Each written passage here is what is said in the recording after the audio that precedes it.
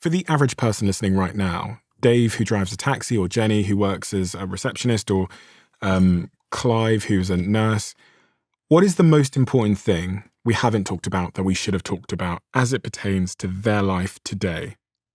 I think they have to brace themselves for tougher times ahead than they would have expected. And they're beginning to get the point. Life for the last 10 or 20 years has been tougher than they perhaps expected as children, or than other people expected for them. Part of that is politics. Part of that is equality. But the net effect to them is times are tougher. It is more difficult to buy a house or afford to rent. And jobs are getting scarcer. It's likely to get worse. What does brace yourself mean for them? Because brace yourself sounds like you... But does it mean... Plan your life as if times will not be easy. Okay. Do not build up a little reserve of cash. Of course, my advice to other people is and get yourself a useful job, something that will, in a larger sense, pull your weight in society.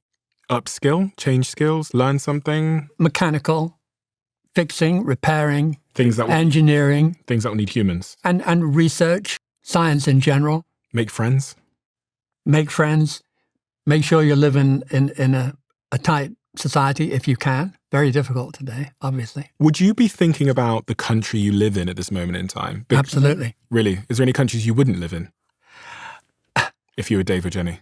I think I have to refuse to answer this on the grounds that it might tend to incriminate me. Okay. So you're saying don't live in the United States? Well, I have American children and grandchildren.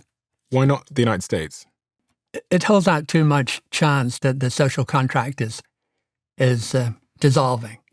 You know, the thing about Japan, and my joking rule 21 in investing is never extrapolate from the Japanese. They are extremely different in every way. But one of the ways they're different is they have this amazing social contract. The thing that really upsets the Japanese is if they're put in a position where they can't act in a socially responsible way. When you say social contract, what does that mean? It means an agreement that I will behave in a way that helps my neighbors and the society, that I'm doing what people expect me to do. I'm not going to misbehave. And you think that's not the case here in the United States? I think the case here is that people are doing what they think is best for them and their family and screw everybody else, really. When I arrived in America, corporations had this sense that they owed something to the community they operated in, the city they operated in. They'd build the stadium, they'd do this, they'd be part of the community. Now they're not. They're all, in a way, cold-blooded, profit-maximizing international enterprises. And why is that a bad place to live? Because you're saying, you probably wouldn't recommend Dave or Jenny living in the United States. Why would that be a bad place for them to be? What happens? What's the downstream impact of that? That your neighbors aren't as interested in you and your well-being. Fine. I won't talk to my neighbor. And that's a lonely place to be. And when you're in trouble, you're in serious trouble because the safety net here is very ineffective. There's a measure that I think is probably the single most important measure of civilization, and that is maternal mortality. How many people die in childbirth? In Nigeria, out of 100,000, it's 480, give or take.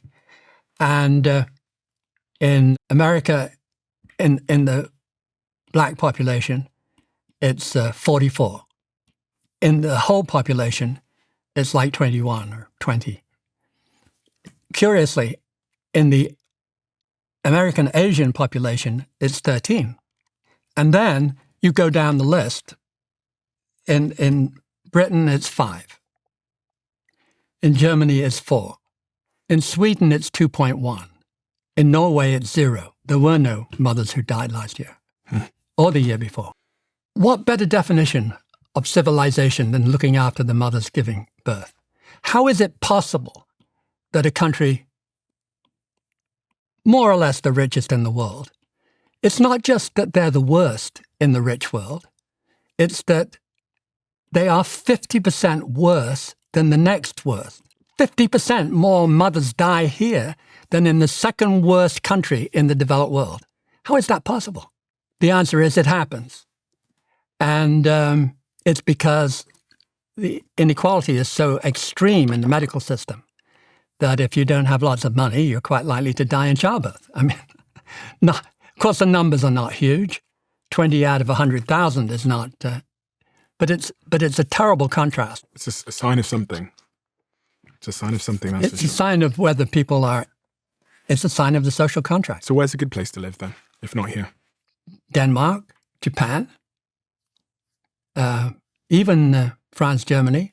The UK has a little bit of the American disease, but not nearly as much. So if your kids came to you and said, Dad, we're thinking of leaving the United States, should I move? Should I move out of the United States? Yeah, I would say that's a perfectly reasonable thing to consider. And where are you going and why and what's your I'm thinking of going to Denmark, Dad. If they'll have you. No, in the things that really matter, life expectancy, health, safety nets, murder rates, mortality rates, in everything that really matters, yes, they're day and night better. In the things that don't really matter but look really splashy, we have enormous quantities of wealth created that go to a relatively small fraction of the people. And that dazzles in terms of the average because that's how the numbers work.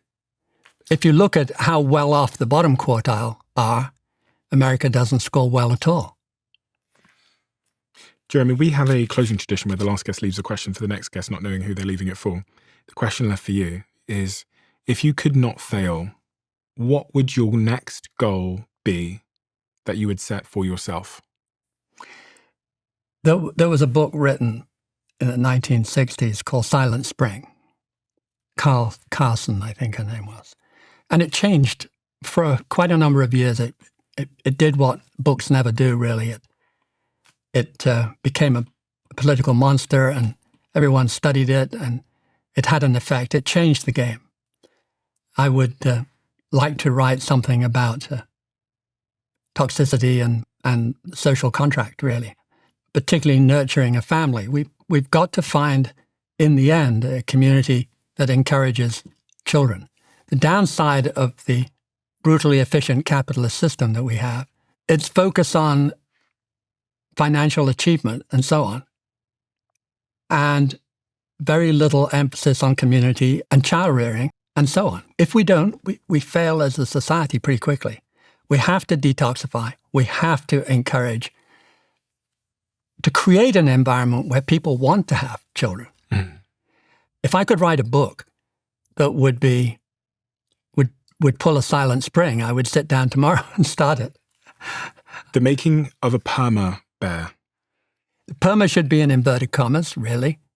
The perils of long-term investing in a short-term world, by Jeremy Grantham and Edward Chancellor.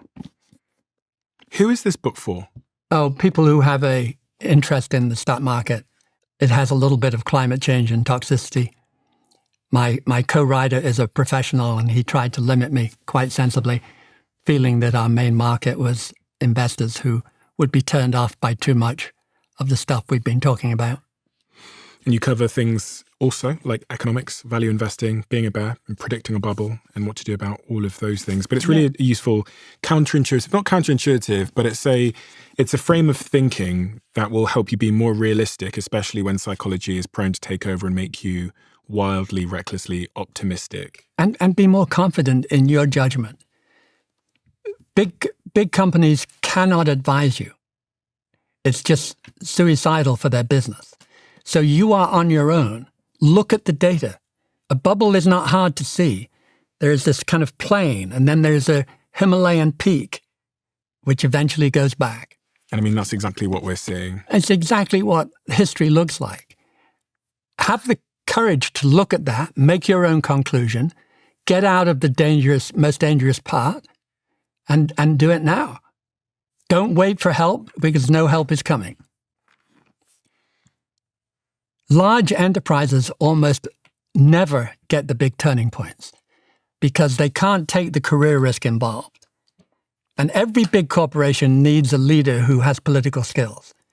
And the central political skill in life turns out to be never be wrong on your own. This is, again, Keynes.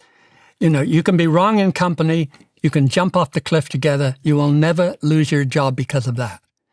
But if you do anything on your own, sooner or later, you will get it wrong. And, quote, you will not receive much mercy.